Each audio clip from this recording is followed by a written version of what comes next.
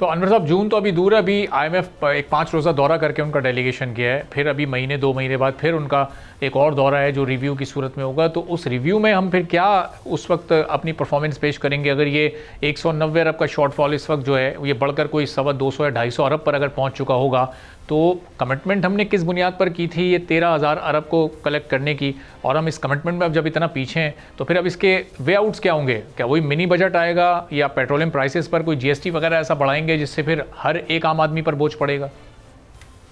लेकिन जितना मैं डोनर एजेंसी को जानता हूँ ना, अनफॉर्चुनेटली और फॉर्चुनेटली वो लोग बातों पे यकीन कर लेते हैं। अब जिस तरह का भी आप जो है ना उनको जो भी प्लान देते हैं वो यकीन कर लेते हैं और आगे चली जाती है। इसलिए उनको लोन आपको देना है, वो लैंडिंग वो है, उनको मार्कअप मिलता है, उनको मार्कअप देर में मिलता है पाकिस्तान से, लेकिन मार्कअप मिलता है। तो उनका तो काम है लैंडिंग करना। अब आप लैंडिंग लेके आप अपने आप को तबाह कर रहे हैं। अब आपका इतना पोटेंशियल है पाकिस्तान में टैक्स की कलेक्शन का, जिसको आप कैच ही नहीं कर पा रहे, जिसको आप टैप ही नहीं कर पा रहे। और वजह उसकी यही है कि आप वही एक सर्कल में घूमे जा रहे हैं, वही सर्कल में घूमे जा रहे हैं, और आप उसमें कोई सिग्निफिकेंट जो है ना काम नहीं हो रहा।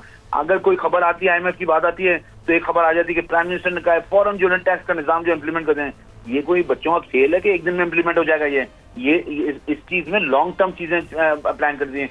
शॉर्ट टर्म प्लान होते हैं और लॉन्ग टर्म प्लान होते हैं। आपने शॉर्ट टर्म प्लान आप करते नहीं है, लॉन्ग टर्म पे बातें कर देते हैं, और फिर आखिर में हुकूमत चेंज हो जाती है, फिर बगानी वहीं खड़े रहते हैं, हम और आप बातें करते रहते हैं। मैं तो पिछले 20 साल से ये सूरत हाल देख रहा हूँ, ना कोई चीज तब्दील हुई है, इसी तरह की सूरत हाल रहती है। हम IMF के प्रोग्राम में जाने में कंफर्टेबल होते हैं, और सबसे जो तकलीफ बात है कि IMF का जो प्रोग्राम हम लेते हैं और मिलता है जो हमें सेक्शन, तो उसपे लोग मुबारकबादें देते हैं, उसपे लोग तारीफें करते हैं, उसपे लोग जो है खुशियां मनाते हैं, जो कि सबसे बड़ा मतलब एक अलमिया है, बहुत बड़ा। और अनवर साहब, ये 31 अक्टूबर वो तारीख थी, हमें बड़ी मुतारिक और सीरियस नज़र आ रही थी FBR के जो लोग अपने रिटर्न्स नहीं फाइल करेंगे, जो प्रॉपर अपना इनकम टैक्स नहीं जमा करवाएंगे, उनके खिलाफ 1 नवंबर से कार्रवाइयाँ होना शुरू हो जाएंगी।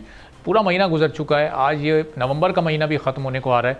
इस पूरे महीने हमने तो FBR को कोई ऐसी ख़ास कार्रवाई करते नहीं देखा जिससे कोई लोगों में एक टैक्स देने का रुझान पैदा हुआ हो, या टैक्स नेट को बढ़ने के इम्कानात कहीं हमने बढ़ते हुए देखे हों। ये पूरा महीना ऐसे गुजर गया, कोई कार्रवाई नहीं की FBR ने। देखिए, FBR ने एक सबक याद किया, जिसने वो कहते हैं जिसने सबक याद है उसकी छुट्टी बंद कर देते हैं वो। अब ये इशू ये है कि आपको टैक्स बेस बढ़ाना है। टैक्स बेस ऐसे नहीं बढ़ाया जाता। टैक्स बेस जो है आपको अपनी रिट कायम करके बढ़ाया जाता है। दुनिया में कोई जगह भी टैक्स जो है ना इम्प्लीमेंटेशन में आपको इन्फोर्समेंट चाहिए होती है, इन्फोर्समेंट आपकी है नहीं। अब देखें, काज 2 स्कीम मजाक है आपके चेहरे पे, आपके मुंह पे कि जी लोगों ने इम्प्लीमेंट नहीं करने दिया आपको।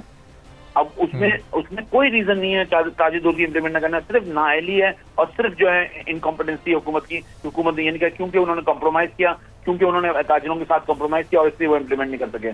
आप सप्लाई चेन में इतना बड़ा गैप है टैक्स रेवेन्यू का, इतना बड़ा गैप है कि अगर आप उसको सही तौर पे चैनलाइज कर लें तो मेरे ख्याल में आपके रेवेन्यू कलेक्शन की मतलब 100 टाइम्स जो है कलेक्शन बढ़ जाएंगी। सब्सक्राइब करें और बेल दबाएं ताकि कोई खबर रह न जाए।